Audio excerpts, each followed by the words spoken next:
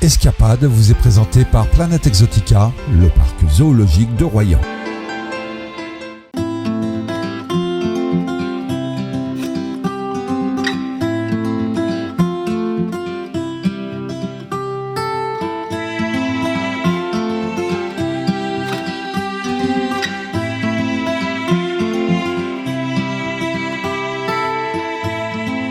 Bonjour RTV, la télé de Royan, avec aujourd'hui notre deuxième best-of sur l'émission Escapade. Après Vaux-sur-Mer et Saint-Palais-sur-Mer, nous allons nous évader aujourd'hui en plein confinement à Saint-Georges-de-Didonne et à Mornac-sur-Seudre.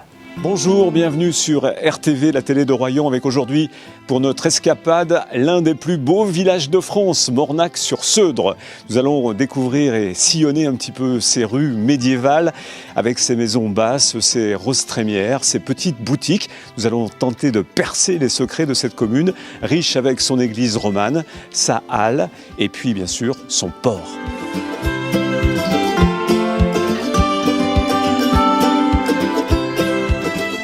Mornac avec ses artisans d'art, avec des petites boutiques comme ça que l'on peut découvrir et parcourir. Donc Sarah nous attend, artisan d'art en création de bijoux.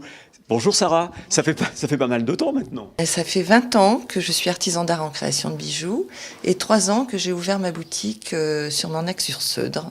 Voilà, puisque c'est un petit village artisanal, j'y trouve toute l'énergie pour continuer à créer. J'ai toujours fabriqué des choses avec mes mains, mais c'est en promenant sur les plages de notre lieu, de notre côte de beauté, que j'ai commencé à gratter le sable, à ramasser des petits éclats de verre. Et donc en récupérant ces verres, j'ai commencé mes premières parures.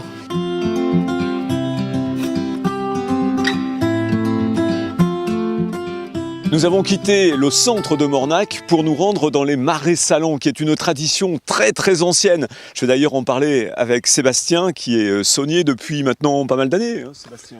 Oui, c'est ça. Moi, je suis saunier depuis maintenant 13 ans. C'est ma 13e saison sur l'exploitation.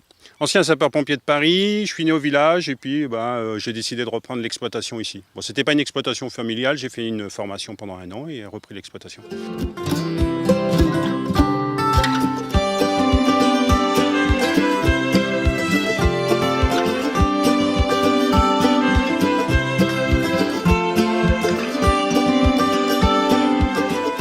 Sébastien, vous me disiez, les gens oublient qu'il y a des petites rues, ils restent souvent dans l'axe principal à Mornac quand on se promène, mais il y a des coins comme ça à découvrir. Oui, Mornac, il faut se perdre. Ici, quand on sort du quartier arabe, du village, ce qu'on appelle nous le quartier arabe, il n'y a rien de péjoratif, mais ce sont des toutes petites venelles et tout ça, comme dans les Casbah.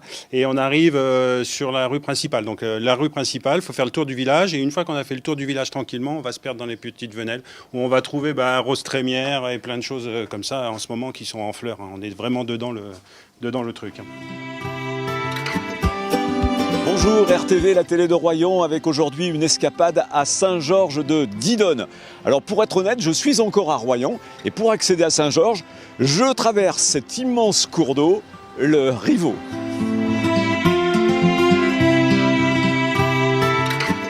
Je me trouve sur un lieu incontournable à Saint-Georges-de-Didonne, la place de l'église. Une église qui a été remaniée au fil des siècles, du XIIe au XIXe. Le clocher a été terminé en 1877. Un clocher qui, pour la petite histoire, a résisté, contrairement à celui de Royan, à la tempête de 1916. Comme beaucoup de stations balnéaires en Charente-Maritime, Saint-Georges-de-Didonne a ses petites rues mystérieuses, ses rues étroites avec ses roses trémières. Rues étroites, d'ailleurs, certains ne se sont pas fatigués à leur trouver un nom. Je me trouve au pied du phare avec la gardienne du phare, Pauline, bonjour. Bonjour.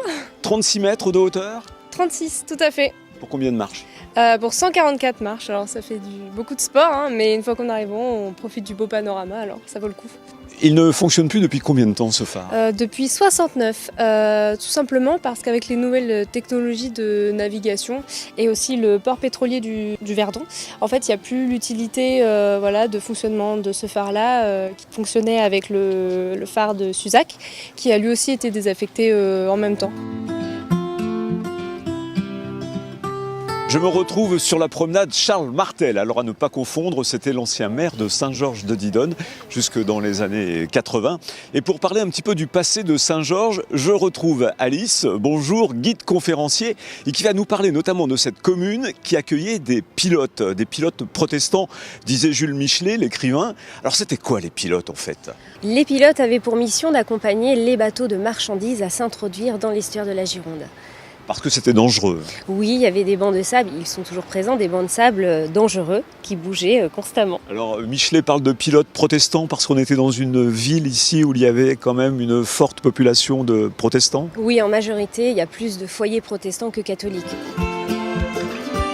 Je me retrouve sur la grande plage de Saint-Georges-de-Didonne, plus de 2 km, considérée comme la plus grande plage intramuros de Charente-Maritime. Alors on pratique plein d'activités, paddle, voile et char à voile. Bonjour Thierry. Bonjour. C'est accessible un peu à tout le monde le char à voile, contrairement à ce qu'on pourrait croire. Ouais, à tout le monde à peu près. On commence à 6 ans et après il n'y a pas d'âge. Donc on a même des stagiaires de plus de 70 ans qui viennent faire avec nous régulièrement, quoi.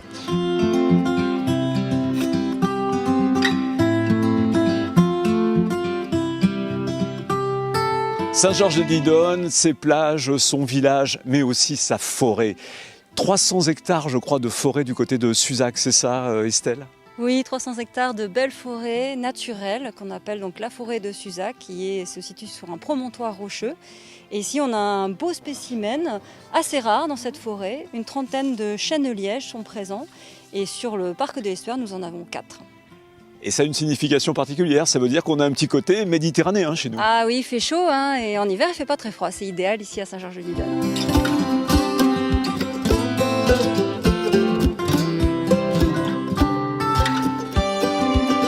Nous allons terminer cette escapade à Saint-Georges-de-Didonne dans la rue principale en plein cœur du village avec la rue commerçante où je retrouve Dominique Berthaud. Bonjour Dominique. Bonjour, bonjour. Alors vous, c'est un petit magasin que vous avez depuis pas mal d'années. Ouais, depuis plus de 20 ans. Alors pour vous, le commerce, c'est une reconversion parce que vous avez été joueur dans une petite équipe de football qu'on appelle le Paris Saint-Germain. Voilà, exactement. J'étais pendant 1 an au Paris Saint-Germain.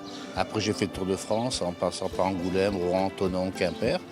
Et pour la reconversion, j'ai pensé, en premier temps, j'étais entraîneur de football. Et après, j'avais ce magasin.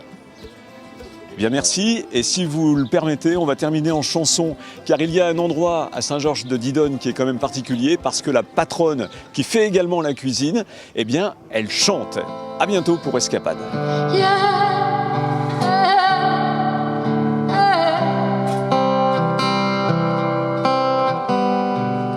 Mama puts my guns on the ground. I can't choose